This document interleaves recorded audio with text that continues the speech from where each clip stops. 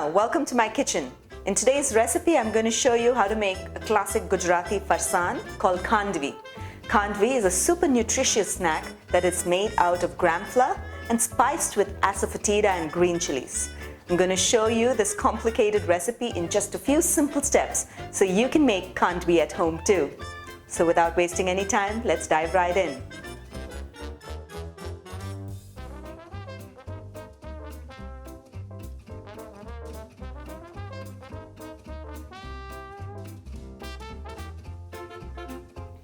To begin making the Khandvi, we need to make a few preparations ready.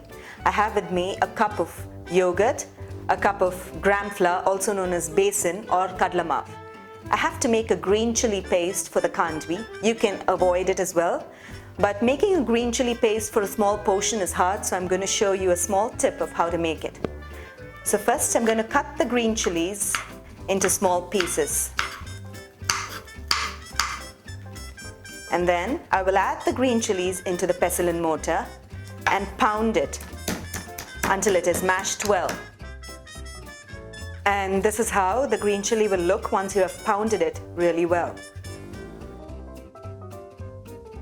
To this, I'm going to add in some water. And then, using another bowl, strain this green chili paste into another bowl where we're going to mix the Khandvi mixture. So now you have the green chili water that is spiced up with the green chilies. If you want the Khandvi more spicier, please go ahead and add more green chilies, pound it in and strain the water. So it's so simple to make a green chili paste, you really don't have to grind too much. Now to the green chili water, I'm going to add in a cup of yogurt and a cup of gram flour. Stir both the ingredients well until the gram flour is well dissolved into the yogurt. You want a smooth batter. Once the gram flour is well dissolved, I'm going to add in a pinch of turmeric powder, just for color, and a pinch of asafoetida powder, and that's for flavor. So now you might ask me, what is the measurement that I use for a cup? I've used the standard measuring cups that you get in the market. So for 1 cup of gram flour, I've used 1 cup of yogurt. And for every cup of gram flour and yogurt that you use, you add 2 cups of water. And so now I'm going to add 2 cups of water. And this water was measured in the measuring cup as well. Mix in the water well into the gram flour mixture. I'm going to add in the salt. At this point, I'm going to use a wooden whisk. You can use an electric mixer as well. And whisk it in so that all the gram flour gets well combined into the yogurt and water mixture. You want a nice, smooth, flowing batter without any lumps.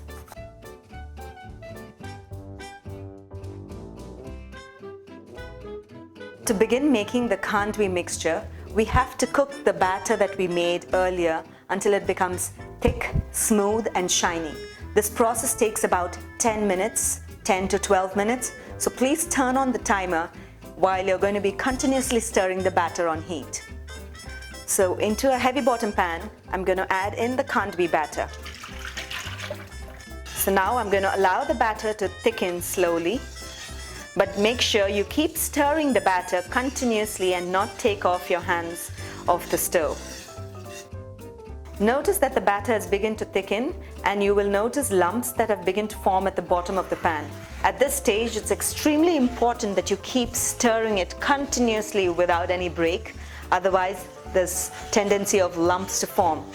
And you don't want lumps in your Khandvi, otherwise you won't have a very smooth pinwheel. I have now been stirring the batter for about 13 to 14 minutes and I can see a light sheen on top of the batter. This is when I know that the Khandvi batter is ready.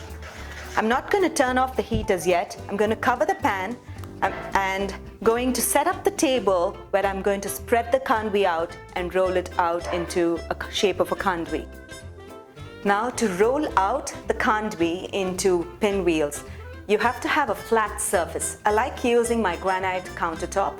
You can also use the back of a plate or a baking sheet to roll out the khandvi if you don't have a countertop that is easy enough to roll out the khandvi. Now onto my flat countertop, I'm going to quickly pour in the khandvi batter.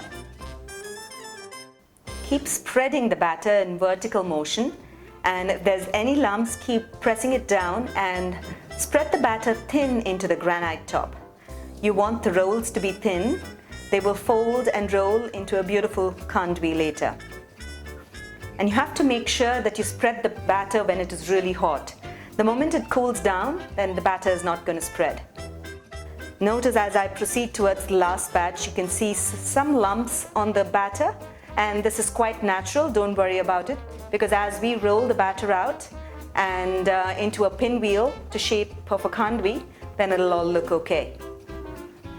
Now that I've spread the khandvi batter out, I'm going to allow it to rest for about 3 to 4 minutes to cool completely. Once it's cooled completely, I'm going to cut it into strips and roll them out. The khandvi batter that we rolled out is cooled. It took about a couple of minutes. And now I'm going to cut the khandvi into 1.5-inch strips or 2-inch strips. The size of the strips you can gauge based on how big you want the khandvi pieces to be. And then into half. I'm going to take one portion of the half and roll it. Notice how it comes out beautifully off the platform. And roll it. And there you go. We have one pinwheel khandvi ready. I'm going to roll the other one. Roll it tight so it stays well and it doesn't open up when you're ready to eat.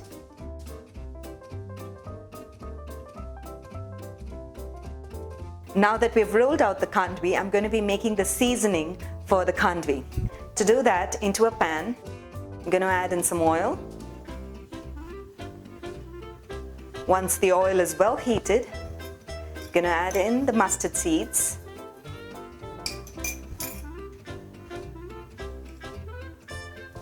The cumin seeds.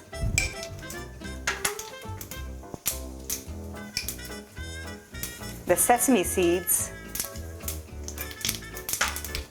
Allow all of it to crackle and then add in the roughly toned curry leaves. So now our seasoning mixture is ready to be poured over the rolled out khandvi. Now I'm going to pour the seasoning that we prepared over the khandvi. Sprinkle some freshly grated coconut and chopped coriander leaves.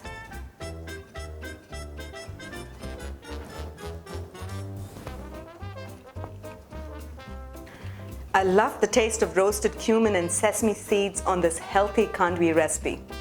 Do give this recipe a try in your kitchen, and when you do, don't forget to give your feedback in the comments below. I'll be looking forward to hearing back from you. Until then, until next time, happy cooking and healthy eating.